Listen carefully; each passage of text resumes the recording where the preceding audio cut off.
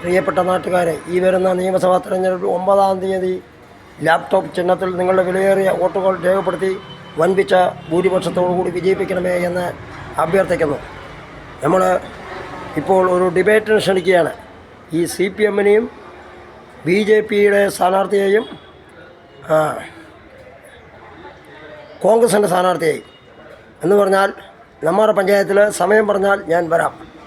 ഇപ്പോൾ ഒരുപാട് കാര്യങ്ങൾ ചെയ്ത് ഒരു 50 കോടിൻ്റെ കുടിവെള്ള പദ്ധതി നെല്ലിയാമ്പതിയിൽ നിന്നും പദ്ധതി കൊണ്ടുവന്നിട്ടുണ്ട്. അത് ഹൈക്കോടതി ഉത്തരവായി.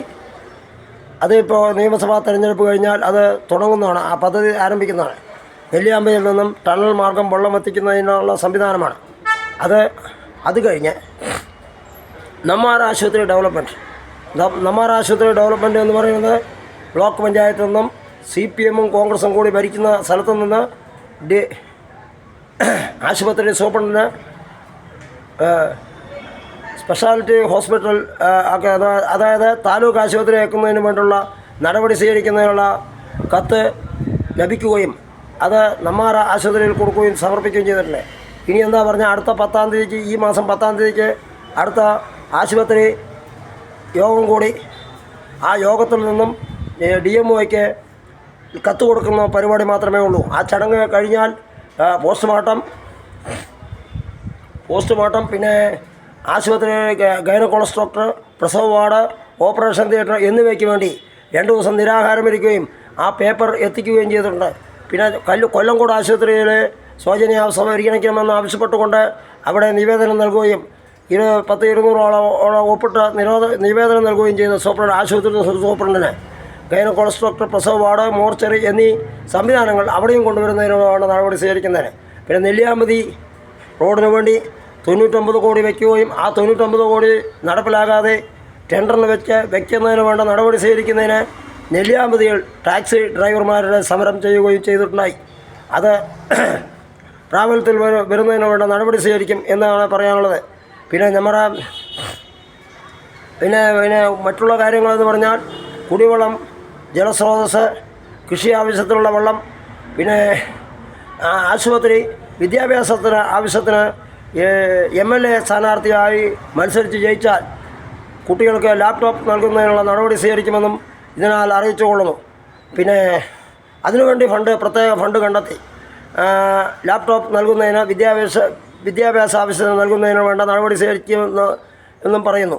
പിന്നെ നമ്മളെ കൊറോണ കാലത്ത് കുട്ടികൾക്ക് പഠിക്കുന്നതിന് വേണ്ടി പുറത്തിറങ്ങാൻ പറ്റാത്ത സമയത്ത് 500 ആളുകൾക്ക് TV, മൊബൈൽ കൊടുക്കുകയും ചെയ്തിട്ടുണ്ട്.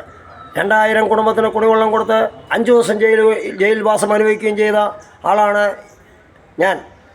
അതുമാത്രമല്ല, പിന്നെ എല്ലാ പദ്ധതിക്കും, അതായത് കുടിവെള്ളമായിക്കോട്ടെ, വീടിന് വേണ്ടി 4056 വീട് നൽകി.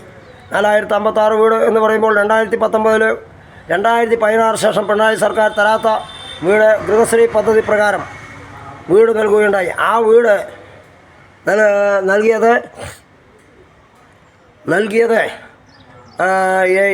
കേരള സംസ്ഥാനത്തിലെ 14 ജില്ലകൾക്കുമാണ്. 750 പാലക്കാട് ജില്ലയിൽ വീടുകൾ നൽകുകയുണ്ടായി. ഇപ്പോൾ വക്കാവ്, പിന്നെ പല്ലശ്ശേന, ചിറ്റൂർ എന്നീ പ്രദേശങ്ങൾ, ഇവിടുത്തെ പാലക്കാട് ജില്ലയിലെ 10-25 പഞ്ചായത്തുകളിൽ ഈ ഗൃഹശ്രീ പദ്ധതി കൊണ്ടുവരികയും ചെയ്തിട്ടുണ്ട്. ആ ഗൃഹശ്രീ പദ്ധതിക്ക് കൊറോണ കാലത്ത് ഇവിടുന്ന് പോകാൻ കഴിയാതെ വീഡിയോ കോൺഫറൻസിൽ കൂടെയാണ് നടത്തിയത്. അപ്പോൾ 2-3 കാര്യങ്ങൾ, 5-8 കാര്യങ്ങളുള്ളതിൽ 7ഓളം കാര്യങ്ങൾ ഹൈക്കോടതിയിൽ നിന്നാണ് ഉത്തരവ് സമ്പാദിച്ച് ഹൈക്കോടതി ജേക്കബ് സെബാസ്റ്റ്യൻ വക്കീൽ വെച്ചാണ് നടത്തിയത്. അതുകൊണ്ട് എല്ലാവരും ബുദ്ധിമുട്ടുകളും ക്ലേശങ്ങളൊക്കെ അനുഭവിച്ച സമയത്ത്, ദുരിതങ്ങളൊക്കെ അനുഭവിച്ച സമയത്ത്, വെള്ളപ്പൊക്കം, കൊറോണ എന്നീ പ്രദേശ സംവിധാനങ്ങൾ ഉണ്ടായപ്പോൾ പച്ചക്കറി, അരി, പഞ്ചസാര ഉൾപ്പെടെ നൽകുകയും 5.5 ഏക്കർ കൃഷി വിൽക്കുകയും ചെയ്ത ഒരു വ്യക്തിത്വത്തിന് ഉടമയാണ്. അപ്പോൾ നിങ്ങൾ ആരെങ്കിലും ഇതിൽ ഡിബേറ്റിന് പങ്കെടുക്കാൻ BJP-ക്കാർക്കോ നെന്മാറ കോൺഗ്രസിൻ്റെ ആളുകൾക്കോ CPM-കാർക്കോ പങ്കെടുക്കാനുണ്ടെങ്കിൽ വരാം, നേരിട്ട് വരാം. സമയം പറഞ്ഞാൽ ആ സമയത്ത് നമ്മൾ വരാം എന്ന് പറഞ്ഞുകൊണ്ടും ഈ പരിപാടി കണ്ട് ഇവർ ഒരു കാര്യങ്ങളും ചെയ്യാതെ സ്ഥാനാർത്ഥിയാകുന്ന പരിപാടി മാത്രം ചെയ്യുന്ന ഈ തെറ്റായ നടപടി സ്വീകരിക്കുന്ന ജനത്തിന് വേണ്ടി 24 മണിക്കൂറും 24 അവേഴ്സും ഓടിക്കൊണ്ടിരിക്കുന്ന ശങ്കരനാരായണനെ എല്ലാവരും ജയിപ്പിച്ച് വിടുന്നതിനുള്ള നടപടി സ്വീകരിക്കണമെന്ന് വിനയപുരസരം അഭ്യർത്ഥിക്കുന്നു. ഇൻസ്റ്റാഗ്രാം, ഫേസ്ബുക്ക്, യൂട്യൂബ് എന്നീ ചാനലുകളെല്ലാം ഉണ്ട്. ഇതെല്ലാം സബ്സ്ക്രൈബ് ചെയ്ത് ലൈക്ക് അടിച്ച് ഷെയർ ചെയ്യണമെന്ന് ഒരിക്കൽ കൂടി അഭ്യർത്ഥിച്ചുകൊണ്ട് നിർത്തുന്നു. ജയ് ഹിന്ദ്.